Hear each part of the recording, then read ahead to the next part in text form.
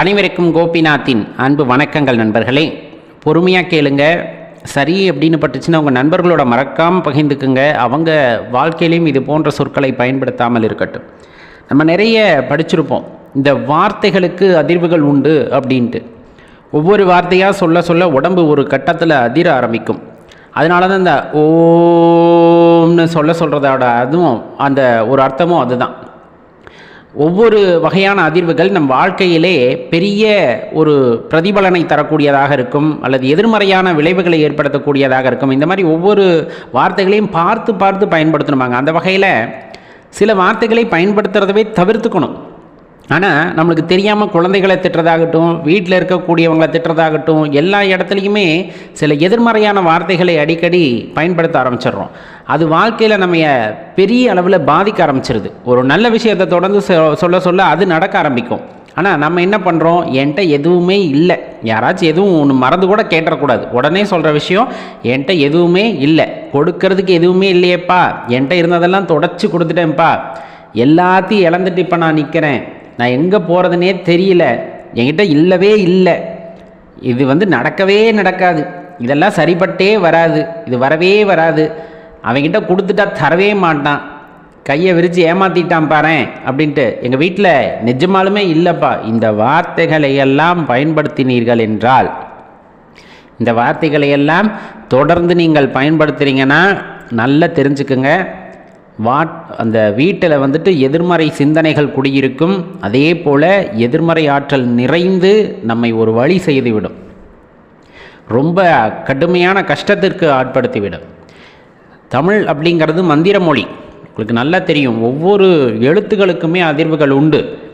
அப்போ அந்த எழுத்துக்களெல்லாம் ஒன்றாக சேர்ந்து ஒரு வார்த்தையாக மாறுகிறது. அதை மீண்டும் மீண்டும் நாம் உச்சரிக்கின்றோம். அப்படிங்கும் போது அது அப்படியே பழித்தமாகும்.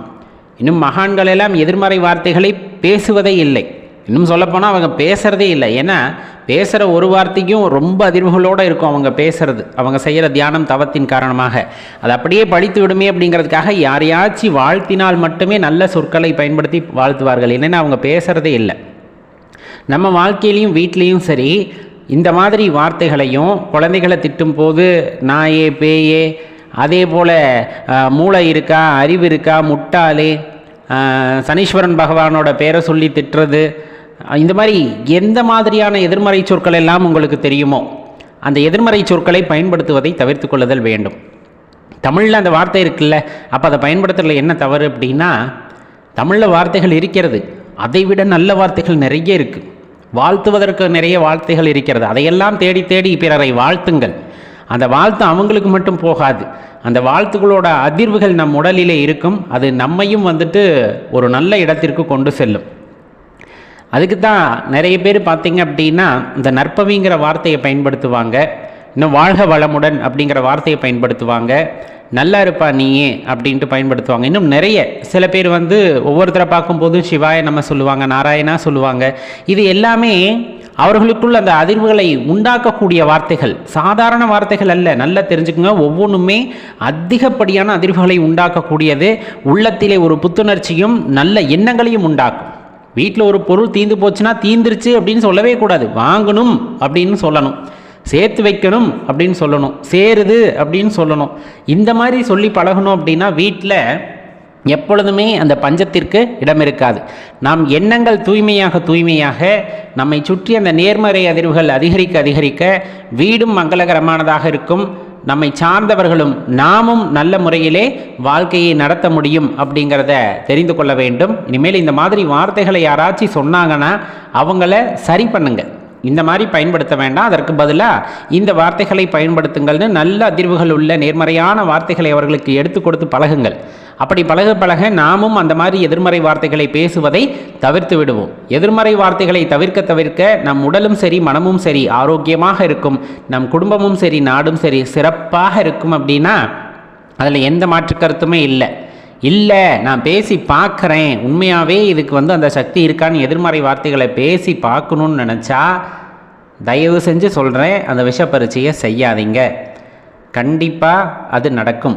நீங்கள் என்ன வார்த்தைகளை பிரயோகப்படுத்துகிறீர்களோ அது கண்டிப்பாக நடக்கும். ஏன்னா சாதாரணமாக நம்ம சனீஸ்வர பகவானோட பேரை சொல்ல மாட்டோம், எல்லாத்துக்குமே நல்லா தெரியும்.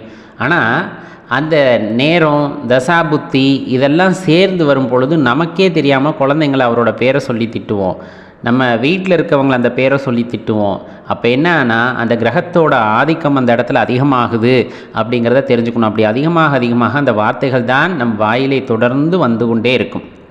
ஒருவன் தொடர்ந்து சனீஸ்வர பகவானுடைய பெயரை உச்சரித்து கொண்டே இருக்கிறார் அப்படிங்கும்போது, அதாவது மந்திரம் சொல்கிறது வேற, யாரையாச்சும் திட்டும் பொழுது இப்படி அந்த பெயர்களை சொல்லி திட்டிக் கொண்டே இருக்கிறார் என்றால் அவர் வாழ்க்கையில் நடக்கக்கூடிய சம்பவங்களை கூர்ந்து கவனியுங்கள். அப்போ நம்ம ஏன் இப்படி சொன்னோம் அப்படிங்கிறது தெரிஞ்சிடும். அந்த ஒரு வார்த்தைன்னு மட்டும் இல்லை, சில பேர் கண்ணா பின்னான்னு வார்த்தைகளை பயன்படுத்துவாங்க, தேவையில்லாத வார்த்தைகள், தீய வார்த்தைகளை எல்லாம் பயன்படுத்துவார்கள். அவர்கள் வாழ்க்கையில் முன்னேற்றத்தைவே நீங்கள் பார்க்க முடியாது. முன்னேறியது போல ஒரு பிம்பம் தெரிந்தாலும் அவர்கள் சறுக்கி வருகின்ற வேகம் வெகு விரைவாக இருக்கும் அப்படிங்கிறத மனசில் வச்சுக்கணும். இப்போ வீட்டுக்கு ஒருத்தங்க வர்றாங்க அப்படின்னா கண்டிப்பாக நம்ம செய்கிற விஷயம் நிறசொம்பு தண்ணி கொடுப்போம். தண்ணி கொடுக்கறதில்ல, நிறசொம்பு தண்ணி கொடுப்போம். அது ரொம்பவே அற்புதமானது. இல்லைன்னா சில பேர் நீர்மோர் கொடுக்கின்ற பழக்கம் உண்டு. அப்படி கொடுத்தோம் அப்படின்னா அவங்க மனமானது சாந்தி அடையும் அப்படின்னு சொல்லுவாங்க. எந்த மாதிரி எண்ணத்தில் வந்திருந்தாலும், ஒரு கோபமாக வந்திருக்காங்க, குரோதத்தோடு வந்திருக்காங்க, எப்படி இருந்தாலும் இந்த தண்ணியோ நீர்மோரோ வாங்கி குடித்தா கொஞ்சம் சாந்தமாயிடுவாங்க. அதுக்கப்புறம் பேசுறதுக்கு நல்லாயிருக்கும் அப்படிங்கிறது நமக்கு நல்லா தெரியும்.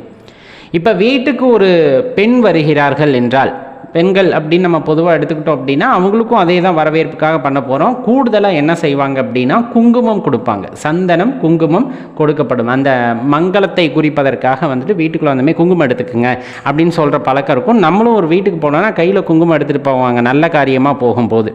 இதெல்லாம் வரவேற்புக்கு. இப்போ வீட்டுக்கு வந்துட்டு ஒரு பெண், சுமங்கலி பெண்ணோ கன்னி பெண்ணோ வீட்டுக்கு வந்திருக்காங்க, வீட்டிலேருந்து கிளம்புறாங்க அப்படிங்கும்போது அவங்களுக்கு ஏதாவது பரிசு பொருள் கொடுப்பது அப்படிங்கிறது முக்கியம். பரிசு பொருள் முக்கியம் அப்படின்னு சொல்கிறோன்னா கட்டாயம் அப்படின்னா நம்மளால் முடிஞ்சதை செய்யணும் அப்படிங்கிறத தான் இந்த இடத்துல சொல்கிறோம். இப்போ என்றைக்குமே வராதவங்க வந்திருக்காங்க, வீட்டுக்கு ஒரு கன்னி பெண் வருகிறாள் என்றாலே அம்மன் வருவதற்கு ஈடானது அப்படிங்கிறத நல்லா தெரிஞ்சுக்கணும். அப்போ இப்போ போகிறாங்க, திரும்புகிறாங்க, சுமங்கலி பெண் திரும்புகிறாங்கன்னா ஒரு சேலை தாம்பூலத்தில், அதாவது வெத்தலை பாக்கில் விரலி மஞ்சள் ஒன்று, மஞ்சள் கயிறு ஒன்று, அதே போல் வளையல், சிவப்பு நிற வளையல், கண்ணாடி வளையல் வைக்கிறது உத்தமம். அதனோடு காணிக்கை 11 ரூபாய் 100 ரூபாய் இந்த மாதிரி இந்த ஊர் காசு நம்ம சொல்கிற மாதிரி அந்த காசை வச்சு அந்த பெண்ணிடம் கொடுப்பது அப்படிங்கிறது வீட்டுக்கு உள்ளபடியே மங்களத்தையும் லக்ஷ்மி கடாட்சத்தையும் உண்டாக்கும். இதில் மாற்று கருத்தே இல்லை. நீங்கள் முயற்சி செஞ்சு பாருங்கள். இப்போ சேலை கொடுக்குற அளவுக்கெல்லாம் நம்மளால் முடியாது அப்படின்னு நினச்சிங்கன்னா குறைவான விலையிலே ரவிக்கை துணி இருக்கும் இல்லையா, அதை வாங்கி வச்சுக்கலாம். வாங்கி வச்சுட்டு வர்றவங்களுக்கு ஒரு ரவிக்கை துணி சொன்ன அந்த மங்கள பொருட்களையெல்லாம் மஞ்சள் குங்குமத்தோடு வைத்து அவர்களுக்கு கொடுத்தீர்கள் என்றால், இதை தொடர்ந்து உங்கள் வீட்டிலே செய்து கொண்டிருக்கிறீர்கள் என்றால் கண்டிப்பாக அந்த ஒரு நல்ல எனர்ஜியை உங்கள் வீட்டில் நீங்கள் ஃபீல் பண்ண முடியும். ஏன்னா வாங்கிறவங்க எப்போவுமே மன மகிழ்ச்சியாக வாங்கிட்டு வாழ்த்திட்டு தான் போவாங்க. என்ன சொல்கிறது, அப்படியே போகிறதுக்கும் தனக்கு கிடைத்த அந்த மங்கள பொருட்களை நினைத்து வாழ்த்தும் பொழுது அது உங்கள் குலதெய்வத்தோட வாழ்த்தையும் உங்கள் மூதாதையர்களோட வாழ்த்தையும் பெற்றுத்தரும். அதில் எந்த சந்தேகமும் இல்லை. இப்போ அதே ஒரு ஆண் வருகிறார் அப்படின்னா பரிசு பொருட்களாக பழங்கள் கொடுப்பாங்க. அந்த மாதிரி அவங்களால முடிஞ்சதை செய்யலாம். அப்போ எல்லாத்துக்குமே செய்யணுமா அப்படின்னா தினம் போகிறவங்களுக்கு செய்யணுங்கிற அவசியம் இல்லை. எப்பாவது வீட்டுக்கு வர்றாங்க அப்படிங்கும்போது அவர்களுக்கு கொடுத்து அனுப்ப வேண்டியது நமது கடமை. பெண்களாக வருகிறார்கள், அது கன்னி பெண்களாக இருந்தாலும் சரி, திருமணமானவர்களாக இருந்தாலும் சரி, அவர்களுக்கு பூ மலர் தொடுத்து கொடுப்பது அப்படிங்கிறது இன்னும் சிறப்பை உண்டாக்கக்கூடியதாக இருக்கும் என்பதை நன்றாக அறிந்து கொள்ளுங்கள் நண்பர்களே. அப்படிங்கிறத தெரிஞ்சுக்கணும். அவ்வளவு சாதாரணமாக நினச்சிட வேண்டாம். இன்னொன்று, கொடுக்குற அளவுக்கு என்கிட்ட இல்லை அப்படிங்கிற நினைப்பே மனசில் வரக்கூடாது. அந்த இல்லைங்கிற நினைப்பு மனசில் வந்துச்சுன்னா வீட்டில் எதுவுமே இல்லாமல் போயிடும். கண்டிப்பாக நம்மளால் கொடுக்க முடியும், நாமும் கொடுப்போம், வாழ்க்கையிலே நாமும் முன்னேறுவோம் அப்படிங்கிற அந்த மறை எண்ணங்களோடு நாம் முன்னேறும் பொழுது கண்டிப்பாக இதெல்லாம் உங்களால் செய்ய முடியும். ஏன்னா மனசுக்குள்ளே வந்திருக்கு, இப்போ நம்ம சொன்னதுமே இதெல்லாம் எப்படி சாத்தியமா, நம்மளால் செய்ய முடியுமா அப்படின்னு யோசனை வந்திருக்கும் இல்லையா. அப்படி யோசிச்சிங்கன்னா செய்ய முடியாது, நம்மளும் செய்யலாம். கண்டிப்பாக வீட்டுக்கு வரவங்களுக்கு குறைஞ்சபட்சம் தாம்பூலத்தில் விரலி மஞ்சள், மஞ்சக்கயிறு, கண்ணாடி வளையலாவது வைத்து கொடுப்போம். அதுக்கப்புறம் கொஞ்சம் நல்ல நிலைமைக்கு வரும்போது ரவிக்கை துணியோடு கொடுக்கலாம். அதுக்கு மீறி நல்ல நிலைமைக்கு வரும்போது சேலை எடுத்தே கொடுக்கலாம். அப்படிங்கிற அந்த எண்ணம் நமக்குள்ளே இருந்ததுன்னா இதெல்லாம் உங்கள் வீட்டில் சாத்தியமாகும். இதெல்லாம் வீட்டில் சாத்தியமாகும். கண்டிப்பாக நீங்கள் பார்த்தீங்கன்னா மங்களம் வீட்டில் உண்டாயிருக்கும், அதிர்ஷ்டம் வீட்டிலே உண்டாகும். ஏன்னா இது கன்னி பெண்களோட வாழ்த்து, சுமங்கலி பெண்களோட வாழ்த்து, வீட்டுக்கு வரக்கூடிய பெண்களோட வாழ்த்து அப்படிங்கிறது உங்கள் வீட்டை வந்து சுபிக்ஷமாக வச்சுருக்கும். இதை நீங்கள் எப்படி வேணாலும் எடுத்துக்கலாம். வாழ்க்கையில் நல்லபடியாக அமைதியாக வாழணுன்னா இதெல்லாம் செஞ்சு பாருங்கள், கட்டாயமாக பலனுள்ளதாக இருக்கும். நண்பர்களே, வீடியோ பிடிச்சிருந்ததுன்னா லைக் பண்ணிவிட்டு உங்கள் நண்பர்களோடையும் பகிர்ந்துக்குங்க. நன்றி, வணக்கம்.